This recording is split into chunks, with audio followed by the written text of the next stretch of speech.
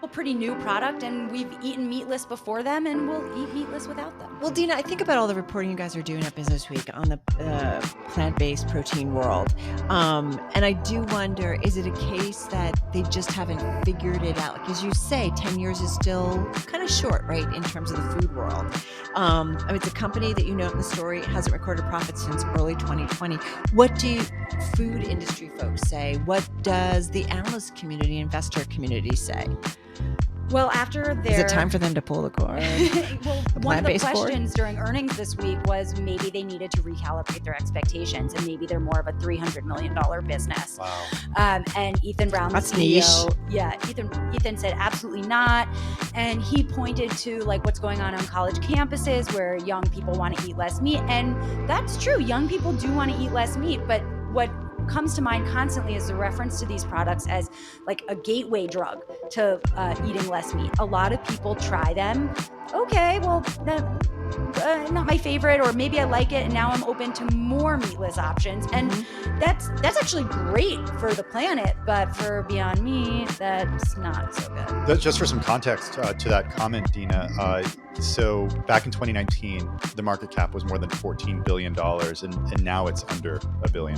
So That's a big move. that's a Big huge change. move. Yeah. I want to go back to your story that's in the current issue of Bloomberg Business Week, talking about the success or rather failure of Beyond Meat in China. Are there any examples of sort of these new wave of foods, like, I don't know, plant-based milks or plant-based eggs that actually have found success in China that you found? So actually, Oatly has done relatively well in China. They're in a lot of restaurant partnerships, coffee shops, etc. They have a pretty wide reach, but even Oatly has said that the sales have just not recovered as quickly post-pandemic as they expected. Eat Just, the plant-based egg maker, they were doing pretty well on a small scale in China pre-pandemic, but they're no longer sold there because of what they say are basically issues with customs and trying to just get their product into the country without it spoiling. So, and Impossible, of course, really wanted to go to China and hasn't entered yet because they have a genetically modified ingredient that hasn't gotten approval. Is that heme? Is that what it is? That's the soy hemoglobin. Oh, okay. Yeah, which is known as heme. Yeah. So it's okay to be sold in the US, but has not been approved for China. Yes. And it also hasn't been approved in the EU. So yeah, they can't sell there. Does it make sense for them to come back and focus on the US market and see if they can figure it out?